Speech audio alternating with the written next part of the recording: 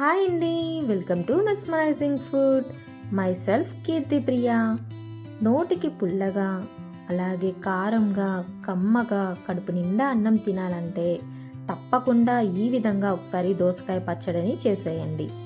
Process చూసేద్దామండి. నేనైతే 2 medium size దోసకాయల్ని తీసుకున్నానండి.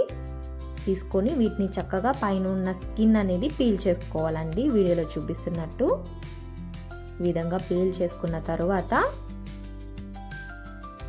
వీటిని ఫైన్గా చాప్ చేసుకోవాలి. నేను సీడ్స్ తీసేసుకున్నానండి. మీరు కావాలంటే చెక్ చేసుకొని చేదుగా ఉన్నాయో పుల్లగా ఉన్నాయో చూసుకొని ఉంచుకోండి. నేనైతే సీడ్స్ తీసేసుకున్నాను. వీటిని ఇప్పుడు ఫైన్గా చాప్ చేసుకోవాలండి. ఈ విధంగా అన్నీ సమానంగా రావాలి. ఇలా కట్ చేసుకున్న తర్వాత గిన్నెలో పెట్టుకొని పక్కన పెట్టుకోండి. అలాగే పచ్చిమిర్చి అనేది మీరు తీసుకున్న దోసకాయ క్వాంటిటీని బట్టి, అలాగే మీకు ఎంత కారం కావాలో దాన్ని బట్టి తీసుకోండి. నేనైతే 20 నుండి 25 వరకు పచ్చిమిర్చి తీసుకున్నానండి. ఇలా ఫైన్గా చాప్ చేసుకోండి. అలాగే 1 టేబుల్ స్పూన్ ధనియాలు తీసుకోండి. కొద్దిగా చిటికెడు మెంతులు తీసుకోండి, టేస్ట్ చాలా బాగుంటుంది. 10 వెల్లుల్లి రెబ్బలు, కొద్దిగా చింతపండు, 1/2 టేబుల్ స్పూన్ వరకు జీలకర్ర తీసుకొని పక్కన పెట్టుకోండి. కడాయి తీసుకోండి, 1 టేబుల్ స్పూన్ ఆయిల్ వేసుకోండి. ఈ పచ్చిమిర్చిని వేసుకొని మీడియం ఫ్లేమ్లో పెట్టుకొని చక్కగా ఫ్రై చేసుకోవాలండి.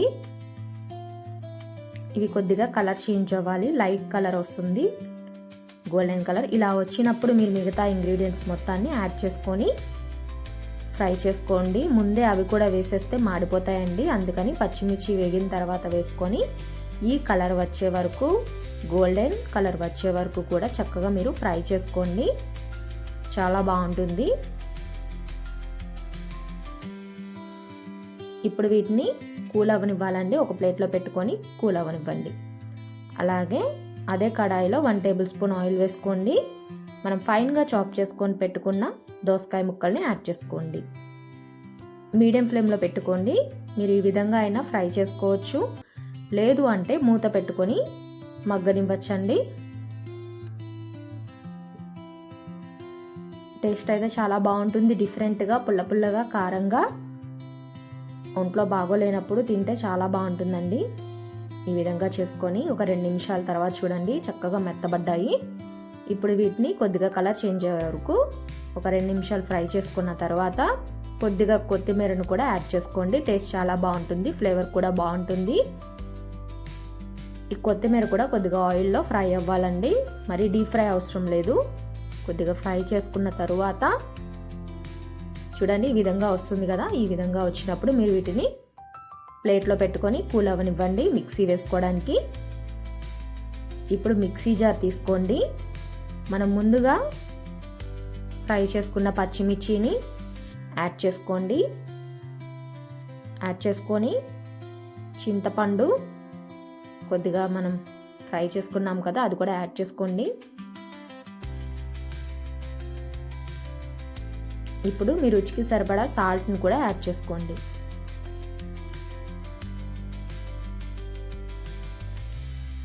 మూత పెట్టుకొని కోర్స్ పేస్ట్ లాగా చేసుకోవాలండి. మరి స్మూత్ పేస్ట్ కాకుండా ఈ విధంగా రావాలి, వీడియోలో చూపిస్తున్నట్టు. ఇలా వచ్చినప్పుడు పక్కన పెట్టుకోండి. ఇప్పుడు దోసకాయలు కూడా చక్కగా కూల్ అయిపోయాయి. వీటిని కూడా యాడ్ చేసుకొని కోర్స్ పేస్ట్ లాగానే గ్రైండ్ చేసుకోండి. జస్ట్ ఒకసారి పెట్టి మిక్సీలో 1-2 సార్లు తిప్పి తీసేయండి. మెత్తగా అయితే బాగోదండి. టేస్ట్ అక్కడక్కడ ముక్కలు తగులుతూ ఉంటే నోటికి చాలా బాగుంటుంది.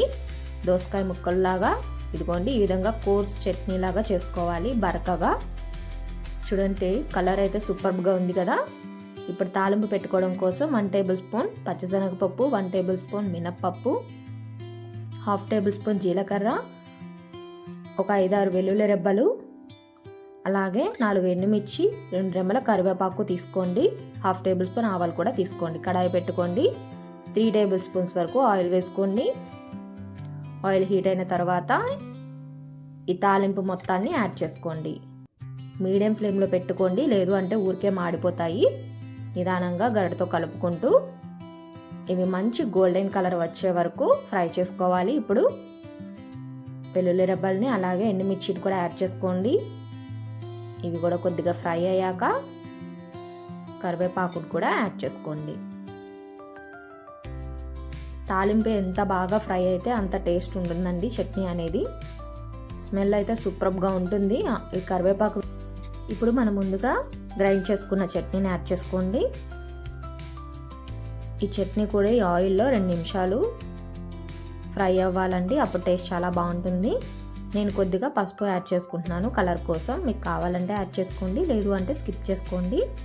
ఈ పసుపు కూడా కలిసేలాగా గరిటతో కలుపుకుంటూ ఒక 2 నిమిషాలు చక్కగా ఫ్రై చేసుకోండి. సూపర్గా ఉంటుందండి టేస్ట్. వేడివేడి అన్నంలో ఒక చుక్క నెయ్యి వేసుకొని తింటే సూపర్గా ఉంటుంది. తప్పకుండా ఈ స్టైల్లో ట్రై చేయండి. అలాగే నా వీడియోస్ మీకు నచ్చినట్లయితే తప్పకుండా సబ్స్క్రైబ్ చేయండి, లైక్ చేయండి, షేర్ చేయండి. Thank you for watching.